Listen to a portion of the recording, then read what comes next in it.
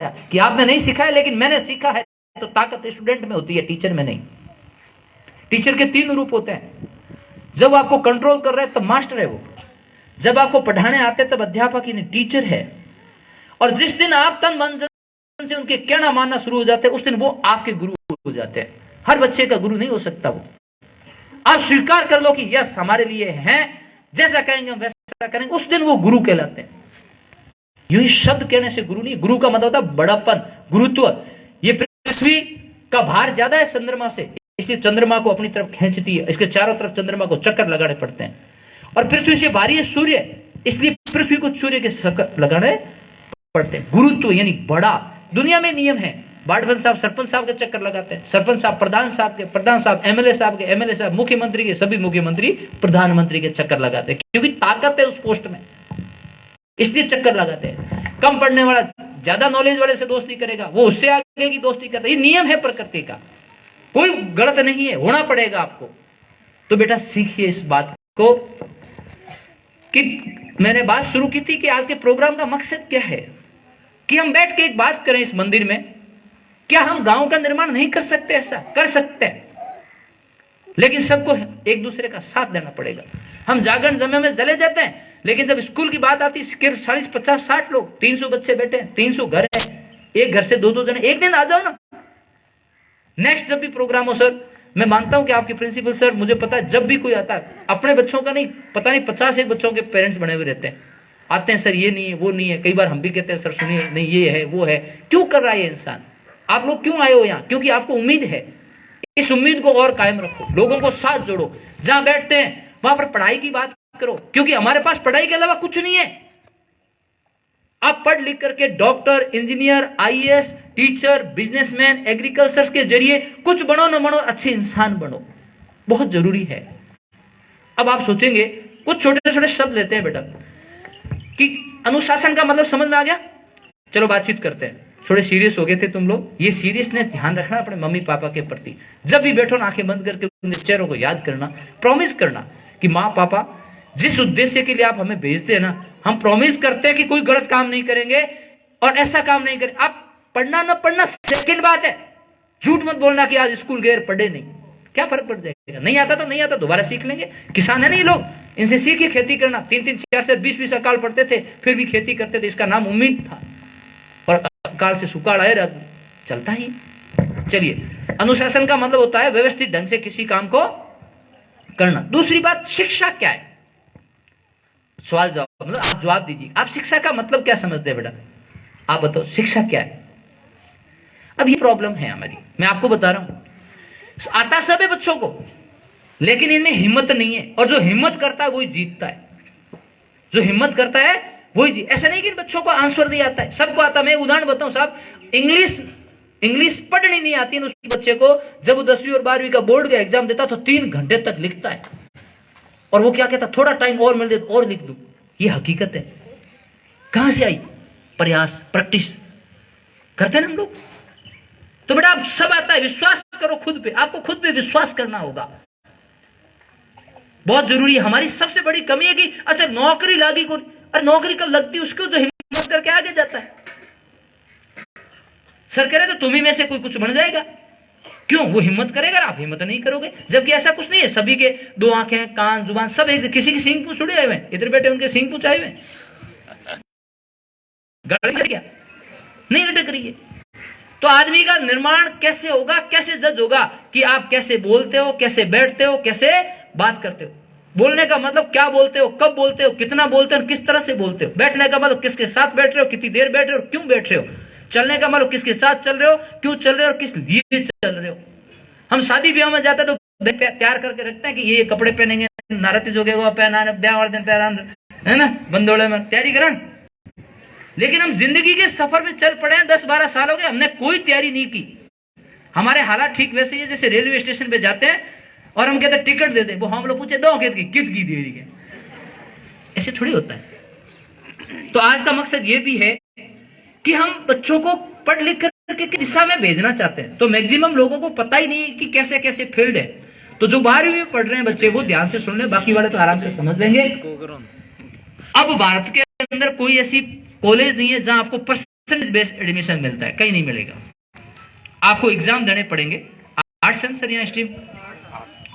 तो 12वीं के बाद में यदि आपको कोई नौकरी लगनी है तो एक सीईटी एग्जाम होगा, कॉमन एंट्रेंस टेस्ट। पुलिस में 12वीं के बाद में जो भी नौकरियां लगनी है पहले वो पास करोगे तो या फॉर्म भर पाओगे, नहीं तो नहीं। और उसमें क्वेश्चन क्या आएंगे, पहली क्लास से लेकर जो 12वीं में पढ़ा है वो आता है, बाहर से कुछ नहीं आएगा। और कोई कोचिंग आपको पढ़ा नहीं सकती 12 साल का, खुद को पढ़ना पड़ेगा।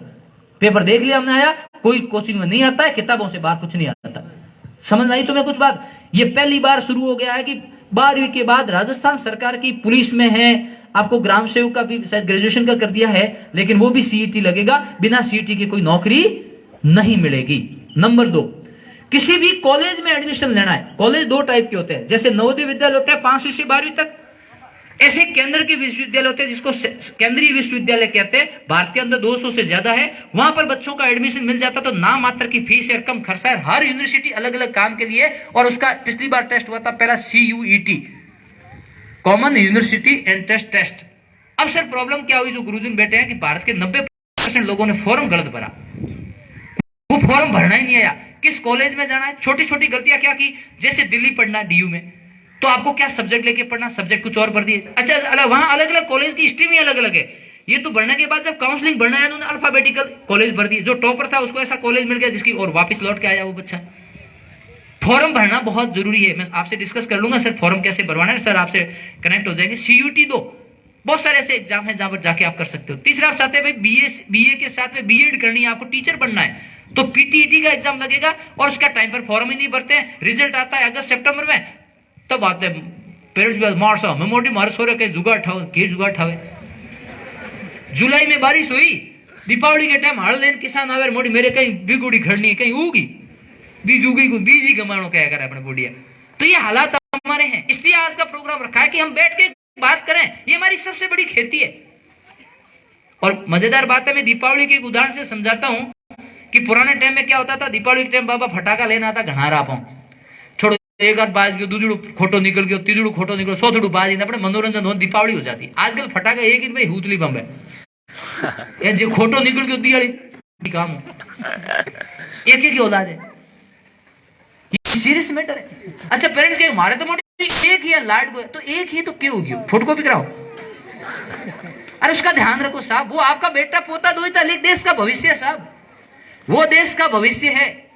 अधिकार है, मुझे पता है आप उस पर, तो वो जैसा करेगा आपका परिवार वैसा हो जाएगा, वैसा आपका गांव हो जाएगा, और वैसे हमारा देश हो जाएगा। देश कौन है, हम ही तो हैं, कोई दूसरा नहीं आएगा करने के लिए। ये छोटे छोटे प्रोग्राम सरकार ने इसलिए रखवाए। हम दूसरे मंदिरों में जाते हैं, अभी बाबा जी का भंडारा हो रहा है, कभी इसका भंडारा ही कर दो रे। मैं गांडी के साथ कहता हूं भंडारे कर लो, यहां से बहुत कुछ मिल जाएगा, उस भंडारे से कुछ मिल जाए तो मुझे कहना। हालांकि मैं किसी आस्था पे क्वेश्चन नहीं कर रहा हूं, थोड़ा समझ लो, 75 साल आजादी के बाद में भी यदि हमें ये करना पड़ रहा था, हम कहां जाएंगे? इस राष्ट्र को हमें ही बनाना पड़ेगा। मैं करिए उस तरफ बना नहीं है, वो भी आस्था जरूरी है, लेकिन थोड़ा बहुत इधर भी कर लो ना। आप आए हो, तय कर लो कि हमारी इनकम का 1% का भी 10वां हिस्सा स्कूल को दो। ज्यादा नहीं मांग रहा हूं मैं आपसे। यदि आप साल भर लाख रुपए कमाते हो ना, तो 1000 रुपए स्कूल को दो। इतना तो कर ही सकते हो, कोई फर्क नहीं पड़ेगा। तो आज ही देके जाना, घोषणा नहीं। वो पैसा चाहे किताब के लिए दो, चाहे पानी की व्यवस्था के लिए दो, बच्चों के फर्नीचर के लिए दो, किसी उद्देश्य के लिए दो, और आपका बढ़िया नाम लिख के दे दो, भाई हमारे परिवार की तरफ से ये है। कोशिश कर सकते हैं, हुआ है, आप ही बच्चों के लिए कर रहे हो। ये मान के चलना कि किसी प्राइवेट स्कूल में पढ़ रहा था, बच्चे की फीस भर दी। साझा प्रयास करो, और एक दूसरे जो युवा लोग बैठे, बेटा आप लोग मदद करो इस सिस्टम को, आप में ताकत है, आप कुछ भी कर सकते हैं। बुजुर्गों का कहना मान लो और बच्चों को सही राह पे डालो, एक ट्रैक हो जाएगा। मैं वापस आपकी तरफ आता हूं। शिक्षा का मतलब क्या है? 5 स्टेप है, याद रखना। हम यहां पढ़ते हैं तो हमें पढ़ाई के जरिए ज्ञान मिलता है। खेती करोगे तो खेती का ज्ञान, रसोई में जाओगे तो रसोई का ज्ञान, गाड़ी चलाओगे तो गाड़ी के गियर का और क्लच का ज्ञान, या यातायात के नियमों का ज्ञान, इसको ज्ञान कहते हैं। और जो पढ़ाता है वो ज्ञान आपको टीच कराता है, टीचर कहलाता है। पढ़ाई का टीचर होता है, खेती का टीचर होता है, रसोई की माँ टीचर होती है, ड्राइवर होता है तो उस्ताद बोलते हैं। अलग अलग कहते हैं, अलग अलग फील्ड में होते हैं, सब टीचर है। ज्ञान मिल गया।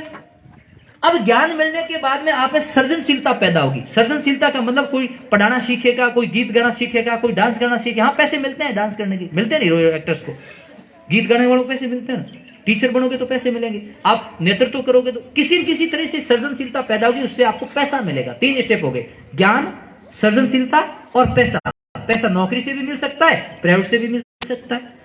पैसा मिलेगा तब जाके सर व्यक्तित्व का निर्माण होता है। हम जिस पर्सनैलिटी को कहते हैं कि व्यक्तित्व का निर्माण करो, अरे कैसे करेगा, पेट में आग पड़ी है, जेब में पैसा नहीं। ऐसे व्यक्तित्व का निर्माण का मतलब अच्छे कपड़े पहनना, बच्चों को अच्छी एजुकेशन देना, हमारा अच्छा घर बनाना, महंगी गाड़ी नहीं, जैसी तैसी संसाधनों की घर में लाइट पानी की व्यवस्था करना, इसको व्यक्तित्व निर्माण कहते हैं। एक इंसान का निर्माण किससे होता है? जैसे बिल्डिंग का तो बांठों से हो गया, पत्थर से हो गया।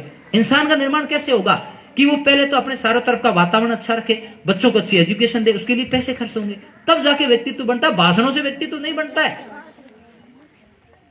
आप कहते साहब वो बच्चा बाहर गया, सुधर के आ गया, क्यों? क्योंकि वहां उसको कोई टेंशन नहीं थी, काम करना था, इधर इधर की रेवड़े थी नहीं, हथैयां थी नहीं, फोगट की बातें थी नहीं। 2 साल बाद रहेगा, पैसा भी इकट्ठा हो गया और उसने संस्कार भी सीख लिए, क्योंकि वहां कुछ उल्टा पुल्टा बोलेगा तो पड़ती है। बेंगलोर भेज दो, महाराष्ट्र भेज दो, अरब भेज दो, बात सुना है ना आपने? क्यों सुधरा? वही तो बच्चा था, वातावरण अलग हो गया, वो सीख के आ गया। यहां से अब पैसा आ गया, व्यक्तित्व निर्माण होने के बाद में आदमी सेवा कर पाता है। सेवा का मतलब मैंने प्रार्थना शुरू की थी, हमको मन की शक्ति देना, मन विजय करें, दूसरों की जय से पहले खुद की जय करें।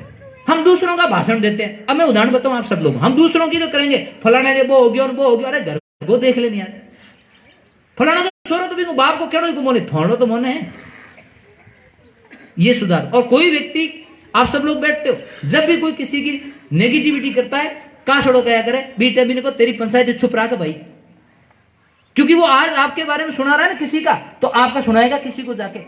ये बंद करो समाज की जाजम के ऊपर। मैं कोई नशे छोड़ने की बात और वो क्रांतिकारी बातें नहीं कह रहा, मैं तो वो कह रहा हूं जो कर सकते करिए, और इसमें पैसा नहीं लगना है। ये करके देखिए बहुत सारा चेंज हो जाएगा। आप लोग कर सकते हैं, आप ही लोगों ने किया तभी तो हम आज यहाँ खड़े होकर बोल पा रहे हैं। बड़े बुजुर्गों ने किया, पढ़ाया, तब तो हम आज यहाँ खड़े हैं, वरना क्यों खड़े होते? ये आज के युवा को करना पड़ेगा, ताकि 50 साल बाद कहते हैं कि पौधा कोई और लगाता, फल किसी और को मिल। जिन इन बुजुर्गों ने तीसरी पीढ़ी में लगाया, आज हमें मिल रहा है। तो जिस पौधे को आज आप लगा रहे हो ना, वो तीसरी पीढ़ी को मिलेगा, और कोई ये नहीं कहता कि बबूल किसने लगा दिया। इसलिए आम लगाइए। आम और बबूल का मतलब है अच्छे काम करिए। अब वो कैसे कर सकते हैं? जो इसलिए स्कूल में सबको बुला देना चाहती है सरकार। केवल फंक्शन का मकसद नहीं है, ये साफे माड़े जिम्मेदारियां हैं। मान सम्मान इसलिए कि ताकि किसी को अंदर से अच्छा लगे। सब हमें एक जैसे, कोई मोटा छोटा नहीं। इस मंदिर के अंदर आओ, अदब से अपने बच्चों को पढ़ाने बेरो, और जिस दिन बच्चे सक्सेस हो जाएंगे, भगवान मिल गया ना अपन को। भगवान मिलने का मतलब क्या है? हम जो चाहते हैं वो मिल जाता है। वापिस आपकी तरफ आऊंगा। 4 स्टेप, ज्ञान, सृजनशीलता, साथ साथ बोलो, ज्ञान, सृजनशीलता, धन, व्यक्तित्व, सेवा। अब सेवा समझिए, पहले खुद की करो, अपने आप को बढ़ाओ, मम्मी पापा और परिवार की करो, फिर समाज की करो, देश की सेवा अपने आप हो जाएगी। और ये 5 काम जो करता है वही शिक्षित कहलाता है।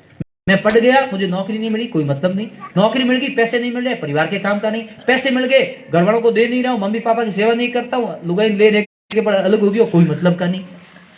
सही बात है भाई, बड़े मुश्किल से माँ बाप पढ़ाते हैं, और जब इनको जरूरत होती है आप अपनी दुकान लगा देते हो। ध्यान रखना, बुढ़ापा आपका भी आएगा। ऑन्टोजेनी, रिपीटेटिव, फाइलोजेनी, एक साइंस में कहावत है, व्यक्ति वर्त्यता जाति वर्त्यता को प्रदर्शित करती है। मतलब जैसा आप करोगे आपके साथ भी वैसा ही होगा, इसके लिए तैयार रहना। जिस तरह का व्यवहार आप किसी के साथ करोगे, आपके साथ भगवान तय है, करवाता है। इसलिए बुजुर्ग हमारी धरोहर है, उनके साथ बैठो, मम्मी दादा दादी के साथ, मम्मी पापा के साथ, नाना नानी के साथ, उनको सुनो। उन अभावों को जो उन्होंने पानी के लिए, लाइट के लिए, पैसों के लिए जिया, उनको महसूस करो। वेस्ट मत करो इन चीजों को। मैं इसलिए वापस बात कर रहा हूं। तो एजुकेशन तभी कहलाएगी हमारी जब हम पढ़े लिखे की तरह व्यवहार करेंगे। तू तड़ा कैसे तो बात करते हैं, इतना ही काम करो ना। आप किसी बच्चे को छोटे शब्द से मत बोलो, बच्चों को भाई बोलना सीख ले। पढ़ाई की बात है। मैं वापस कहना, आज पढ़ाई की बात नहीं करना रहा, पढ़ाई की आपके टीचर कहेंगे वैसा हो जाएगा। हमें 2 काम आपको कहा है, एक मोबाइल वाला और एक बच्चों से पूछने वाला। और बच्चों को मैं 2 ही बात बता रहा हूं। एक तो अनुशासन का मतलब है किसी भी काम को व्यवस्थित ढंग से करना, और दूसरा शिक्षित होना, यानी पढ़े लिखे जैसा दिखना। कर सकते हो? कितने लोग करेंगे? हाथ खड़े करो। अब आप नोट करिए कि इतने प्रयास के बाद बच्चों को याद भी रहने लग गया और वैसा करने लग गए। इस तरह से हमें पेश। तो बेटा किसी को लगता है मेरे नंबर कम आ रहे हैं, कुछ बातें एक बार में याद हो जाएगी, कुछ बातें याद नहीं होती। आप में से कोई सबसे इंटेलिजेंट कौन है 12वीं का? खड़े होना। 12वीं का फर्स्ट कौन आता है? खड़े होना। 10वीं का फर्स्ट कौन है? 11वीं का कौन है? फर्स्ट आते हैं वो खड़े हो जाओ जल्दी। बस मैंने ये प्रयोग किया, वापस बैठी, मुझे खड़ा नहीं करना था। आप देखिए सर उठ के यहां पर आए, उधर से आवाज आई, इधर से आवाज आई, इसको बंद करो। इसको कहते हैं बैसाखी देना। नहीं, ये करने की अभी ये वेट करते हमें कोई क्यों कहेगा, इनको टोन ही नहीं आ रही, उनको लगता कोई कहेगा तो जैसे भी लाके खड़े होना। ऐसे क्यों? बच्चे खुद को खड़ा होना चाहिए ना। ये सर सबसे बड़ा हमारा प्रैक्टिस है। हम बैसाखी दे रहे हैं, बात तो करते हैं कि हमारे बच्चे कलाम और विवेकानंद बने, और हम उनके साथ तू तड़ाके से बात कर रहे हैं, उनके साथ मिसबिहेव करते हैं। ये नहीं तू काम का नहीं है, तू देखो। अरे भाई इनके साथ कलाम के अच्छे से पेश आओ ना, तब कलाम बनेगा। उस तरह से बात करो ना ताकि कलाम बन जाएगा। आप बात तो करते हो इस टाइप की कि वो बने, कभी नहीं बन पाएगा। बैसाखी मत दो, इनको विश्वास दो कि तुम्हारे पैरों में वो ताकत है, तुम्हारे हाथों में वो ताकत है, तुम्हारी नजरों में वो चमक है, तुम्हारे दिमाग में वो दिव्यता है, ताकि एक दिन आप जिस उद्देश्य को चाहते हो पहुंच सकते हो, शायद टाइम लगे। यदि आपने फसल अच्छी बोई है तो टाइम लगेगा, 4 महीने की बोई तो 4 महीने लगेगा, और 8 साल वाली बोई है तो 8 साल लगेगा। तुझे चिंता करने की जरूरत नहीं है, हम तुम्हारे साथ है। दुनिया को जवाब देने की जरूरत नहीं है, खुद को जवाब दो कि जिस काम को मैं कर रहा हूं ईमानदारी से कर रहा हूं, टाइम लगेगा, 1 साल 2 साल 3 साल कोई फर्क नहीं पड़ता। अपने काम ईमानदारी से करो और ये ख्वाब लेके जाओ। कहने की जरूरत नहीं है, अंदर एक आग पैदा करो कि मुझे मेरे पेरेंट्स के लिए, इस देश के लिए कुछ करना है। और वो करने के रास्ते इस मंदिर से जाते हैं, किताबों से होके जाते हैं, और कहीं से नहीं जाते। मैं ये नहीं कह रहा हूं कि किताबों के बाद घर पे काम मत करो, सभी बच्चों को खेत में काम करो।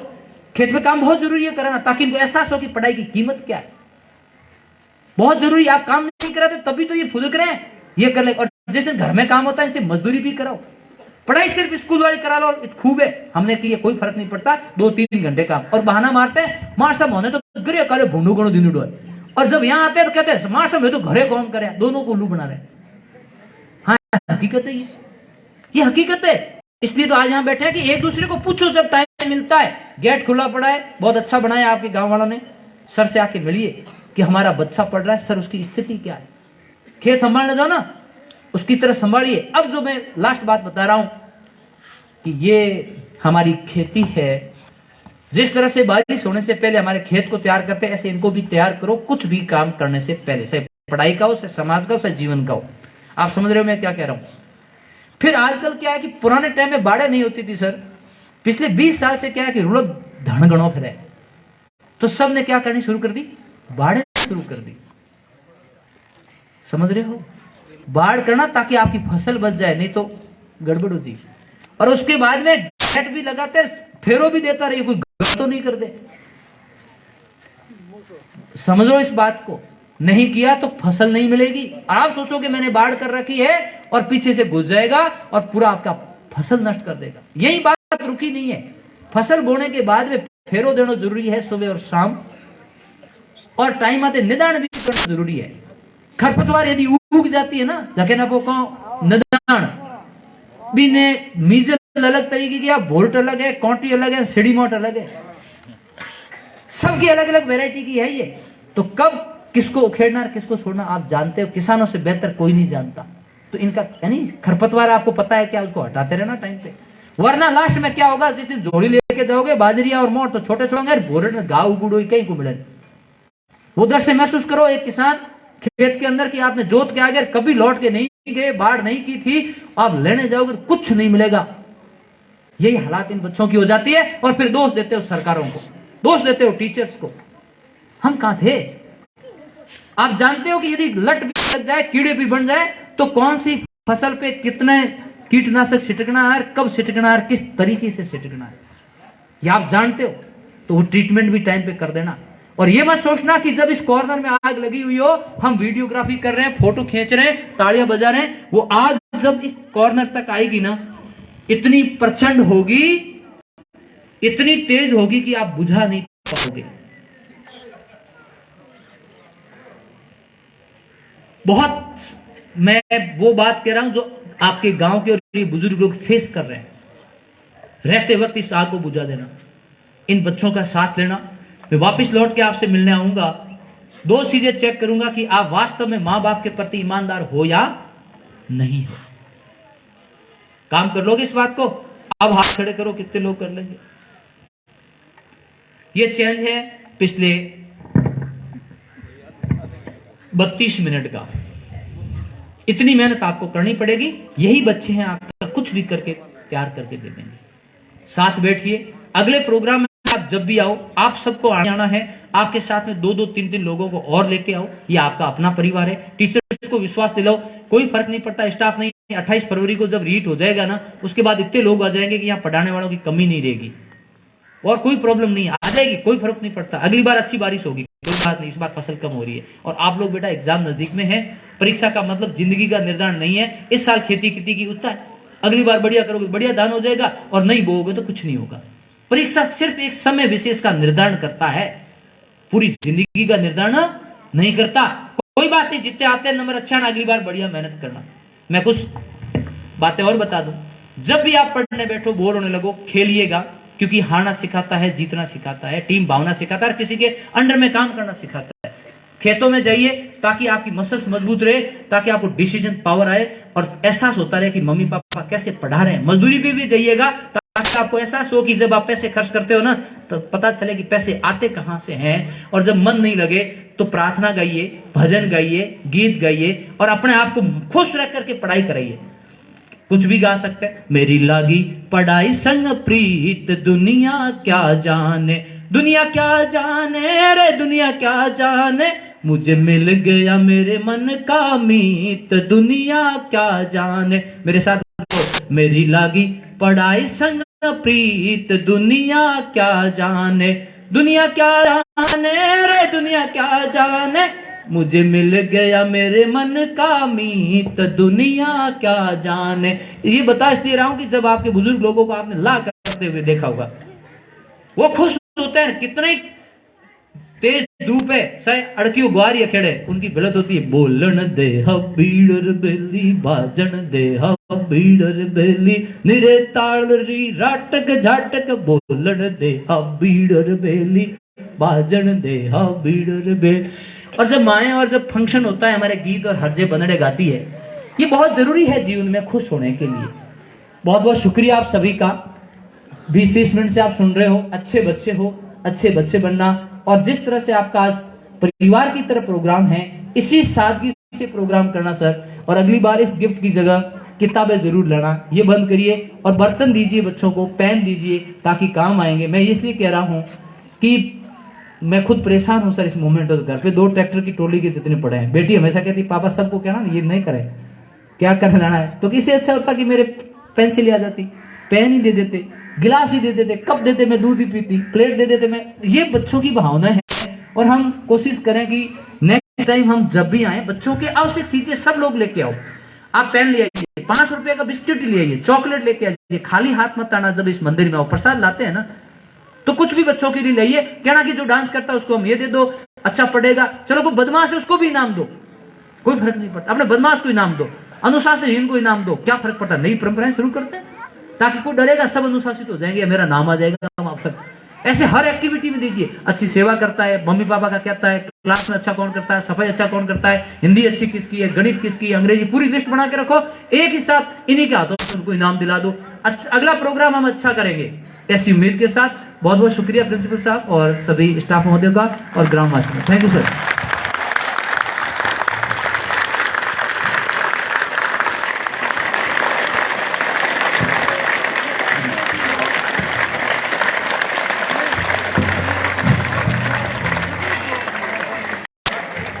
बहुत बहुत धन्यवाद डॉक्टर साहब, जो माहौल बदलने की हैसियत रखते हैं अपनी कला से।